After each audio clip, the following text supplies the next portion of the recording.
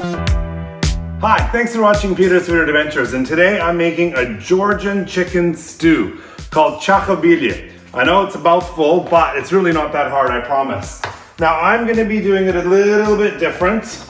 I'm going to be roasting some tomatoes instead of just chopping them up or using them out of a can. This gives a better flavor. Now there's a few things you're going to have to do if you've never made it before. You need to either source yourself some blue fenugreek, it's a Georgian spice, or something called chmieli, which is another Georgian spice mixture. Either one will do, but to have it 100% right, you want the blue fenugreek. Let's get started. Okay, so first we're gonna roast the tomatoes by just cutting them in half. Now this is 2 kilos, a little bit more, so 4 pounds, 4.5. Now I'm just gonna be drizzling a bit of oil on the tomatoes for roasting with a pinch of salt. We're gonna roast it in a 400-degree Fahrenheit, 200-degree Celsius oven for about 30 minutes till it starts to get a nice little char. Okay, so while that's roasting, I'm gonna prep the onions and I'm gonna prep and brown the chicken thighs. Just thinly sliced 4 onions. You wanna make sure that you dry the chicken before frying. This gets it a bit crispier, a bit of oil, because this is a cast iron pan that is enamel. Normally you dry fry it. The chicken fat is usually enough to render, and that's the traditional way, but oil does help make it crispy too, it's okay.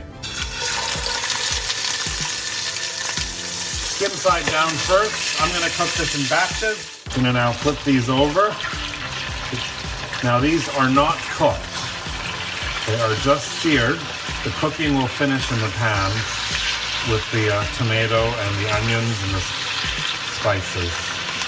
We're gonna use this oil for the onions, so you want the chicken fat flavor. So now, the tomatoes have roasted. I'm gonna allow them to cool until I finish doing the chicken. Okay, so I'm saving all the oils and the fat, and I'm cooking the onions until they're caramelized. Also adding a bit of butter. That tastes so much better with butter. I'm just gonna be adding the brown chicken back in with the juices of the chicken. And now I'm gonna finish dealing with my tomatoes. I'm gonna turn this off in the meantime until my tomatoes are done.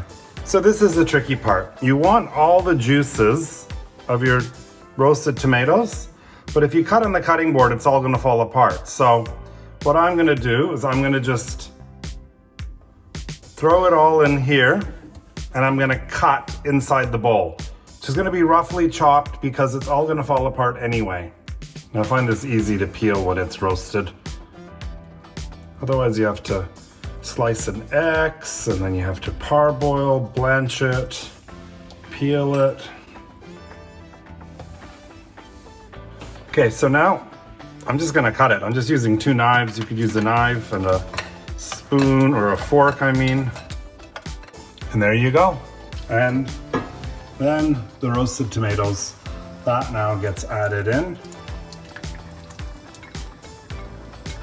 And I'm just gonna add some salt, just a teaspoon of salt. And we're gonna let this simmer. Normally I add tomato paste, and I forgot. I'm gonna, not the right thing to do, but I'm gonna add it in now, just for some color. Okay, it's come to a boil. Now I'm gonna cover and let this simmer on low for about 20 minutes. Okay, so this is where I'm gonna make a paste. I'm gonna start with 5 cloves of garlic. Now I like it spicier, so I'm gonna not de-seed this. I'm just roughly chopping this, throwing the cilantro in there, and the flavor and the scent that you get now from just these 3 ingredients is incredible. Some black pepper, ground coriander, a teaspoon of that, the blue fenugreek powder. the utsosuneli. Put 1.5. And finally, this is the ajika. Made a mess. I'm gonna put 2 in there. This is also, look, it's mildly spicy. You'll be okay. It adds crucial flavor.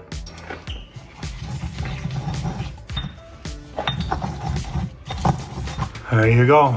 My spice paste is now done. Okay, let's see. That's been there for about 25 minutes all up. We're gonna now add the spice and we're gonna let it simmer and thicken and infuse. Trust me, this tastes so much better than just chopping it up and adding it in.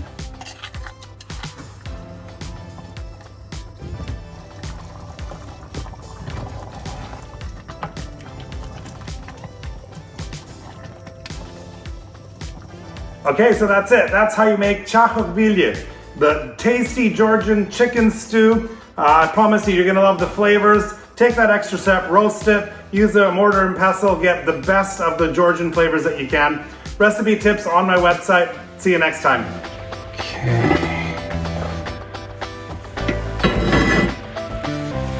Oh, delicious. Perfect, perfect.